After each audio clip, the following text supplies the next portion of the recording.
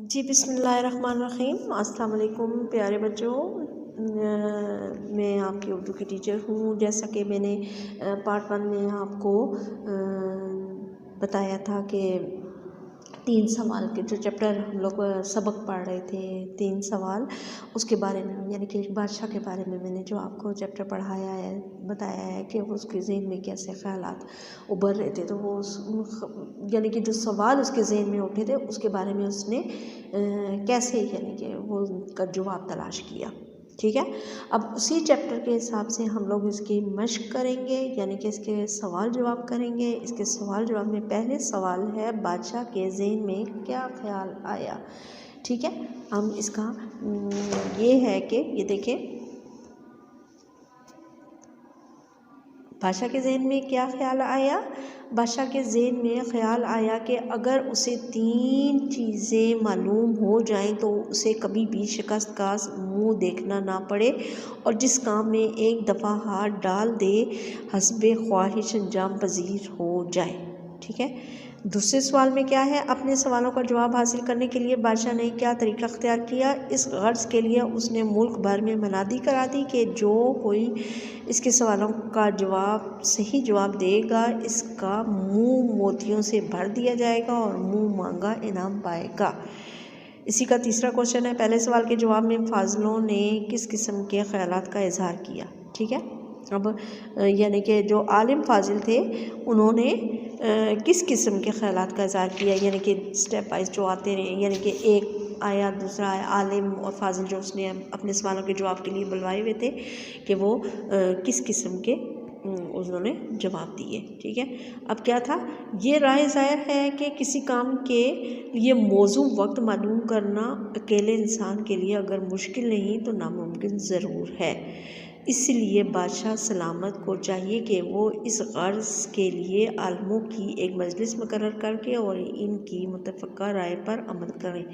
यानी कि आपने क्या इसमें क्या बताया हुआ है कि इसमें बादशाह ने जो पहला सवाल किया था उसके बारे में है कि मौजू वक्त क्या है। ठीक है। तो इसमें उन्होंने ये इसका आंसर, आलिम और फाजिल जो थे उन्होंने अपनी अपनी राय का इजहार किया है। तो उन्होंने कहा था कि असल में सब ने की राय की ये थी कि मुत्तफ़िका राय ऐसे हो सकती है कि एक मजलिस में सबको इकट्ठा किया जाए और सबसे पूछा जाए कि क्या क्या है, तो उसमें बादशाह को उसका जवाब मिल जाएगा। सब ने ये कहा था। उसके बाद देखें क्वेश्चन नंबर 4, बादशाह ने फ़कीर के पास जाने का फ़ैसला क्यों किया।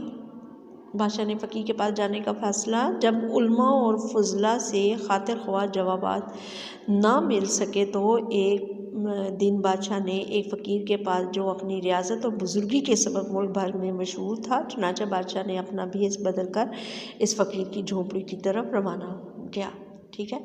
अब ये देखें, वो ये आ गया कि बादशाह जब आलिम फाजिल सब के पास गया, सबको बुलाया, सबसे उसने राय पूछी, और ये है कि बादशाह जो है वो जब उसको जैसे कोई खातिर ख्वाह जवाब नहीं वसूल हो सका तो फिर वो उसने क्या किया कि वो एक फ़कीर के पास जो इसके मुल्क में बहुत मशहूर था उसके पास चला गया और उससे उसने इसका जवाब वसूल करने के लिए वो उसकी झोंपड़ी में चला गया और वो अपना भेस बदल कर गया।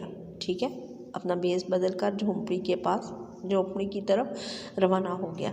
उसके बाद 5 नंबर पर क्वेश्चन क्या है, ज़ख्मी आदमी कौन था और इसने बादशाह से माफ़ी क्यों मांगी। ठीक है।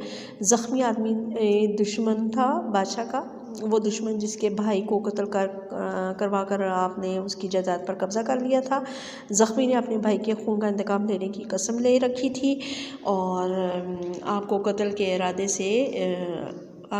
के इरादे से निकला था, मगर आपके मुहाफ़िज़ों जी क्या है, आपको कत्ल के इरादे से निकला मगर आपके मुहाफ़िज़ों से दो चार होना पड़ा। उन्होंने मुझे पहचान लिया था और मजरूह कर दिया। आप मेरे हाल पर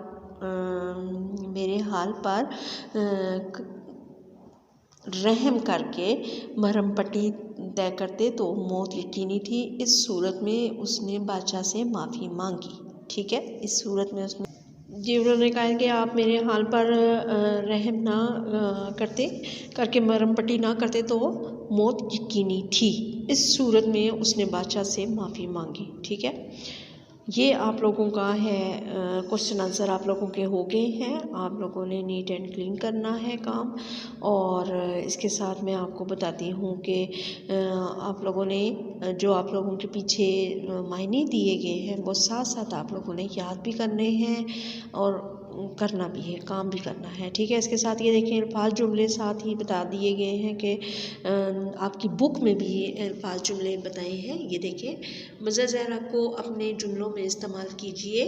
पहला वर्ड है शिकस्त, उसके बाद है तसल्ली बख्श, मनादी कराना, रुजू करना, हमलावर होना, मौजू। ठीक है, अब इसमें हमें ये देखें जुमलों में शिकस्त का जो है वो पहले मैं आपको बताती हूँ। शिकस्त का क्या है? बादशाह ने हर जंग में शिकस्त हासिल की। तसल्ली बख्श का जुमला में क्या बना हुआ है? बादशाह को नजूमियों में तसल्ली बख्श जवाब ना मिल सका। मनादी कराना, बादशाह ने पूरे मुल्क में मनादी करा दी। रुजू करना, हमें हर काम में अल्लाह ताला से रुजू करना चाहिए। हमलावर होना, ज़ख्मी आदमी बादशाह पर हमलावर हुआ। मौजू सैर के लिए सही सैर के लिए सुबह का वक्त मौजू होता है। ठीक है, ये आप लोगों ने करना है। यानी कि सवाल जवाब और जुमले आपके जो हैं, ये पहला और दूसरा क्वेश्चन जो है ये आप लोगों का हो गया है और आप लोगों ने इसको कॉपी पर करना है लाजमी। नीट एंड क्लीन करना है, मार्जिन लाइंस लगानी है और आप लोगों ने डेट डे मेंशन लाजमी करनी है। आपको पता है जब बार बार हम बोल रहे हैं कि आपकी कॉपीज़ मंगवा कर चेक की जाएंगी और इसके 50% नंबर आपको दिए जाएंगे। ठीक है बच्चों, अपनी सेहत का ख्याल रखिएगा। अगर कोई आपको समझ ना आ रही हो, कुछ ना हो रहा हो तो आप स्कूल के ऑफिशियल नंबर पर रब्ता कर सकते हैं। तो चलिए अपनी सेहत का ख्याल रखिएगा। ओके जी, अल्लाह हाफिज़, थैंक यू।